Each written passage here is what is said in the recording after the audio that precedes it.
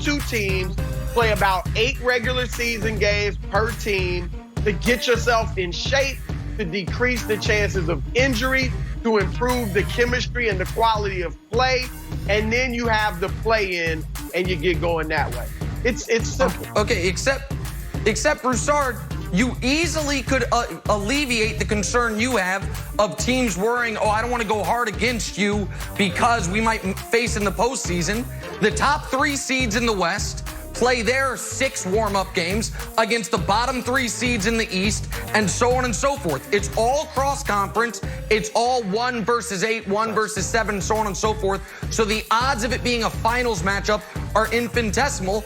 And this idea of, well, they won't try if it's an exhibition, for the 2 best teams in basketball, the 2 teams with the best Vegas odds, the Lakers and the Bucks, these would all be exhibitions anyway, because they've already locked up the 1 seed, whether you play an extra 6 or 8 games or not. So this idea, what people want is to try to pigeonhole Zion into the postseason and to shake the snow globe. Broussard, we should just admit that and say this isn't about fairness or what's right or what is actually most important, which is the fewest teams possible in the bubble, so the least likelihood somebody gets sick and we have to shut this whole thing down, Chris. I don't see teams playing hard in things that are determined exhibition games. They have to be real regular season games. You're right, obviously in the long run they wouldn't matter, but they're still regular season games, and I think that's important. I don't think Zion is being overrated in this whole play-in thing. Yeah, it'd be nice because he's a draw if he made the playoffs, but that's not the main reason the NBA is doing this. They're doing this to create excitement and give more teams a shot after being off for 3 or 4 months. All right, to be discussed as we move on here. Talks in Boston Celtics. A recent report says Jayson Tatum will most likely get a max contract from Boston after the season. Nick, you think Tatum eventually carries the Celtics to a title?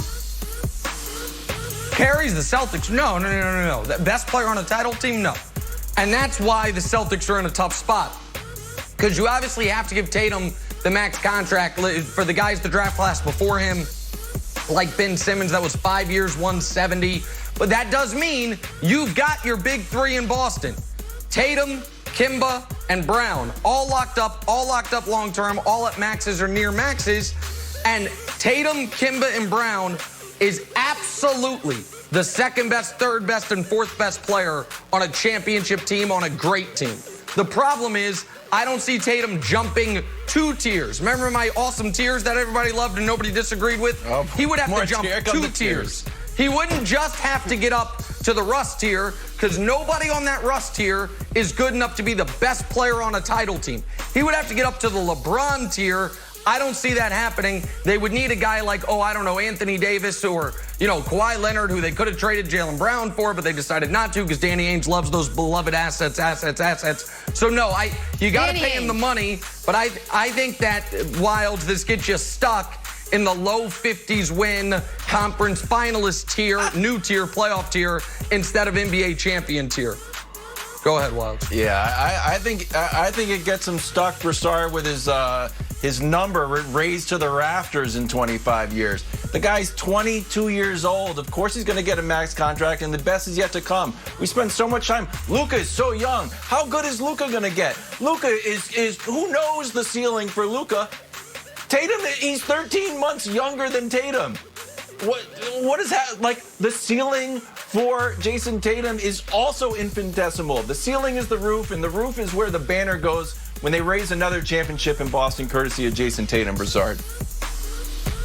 Yeah, Nick, how in the world Zion is a tier above Jayson Tatum? That is ridiculous. After what, 19 games or something like that? Okay, look, Jayson Tatum can be the best player on a championship team in the right situation. I would agree. Do I think he can lead a team to a title?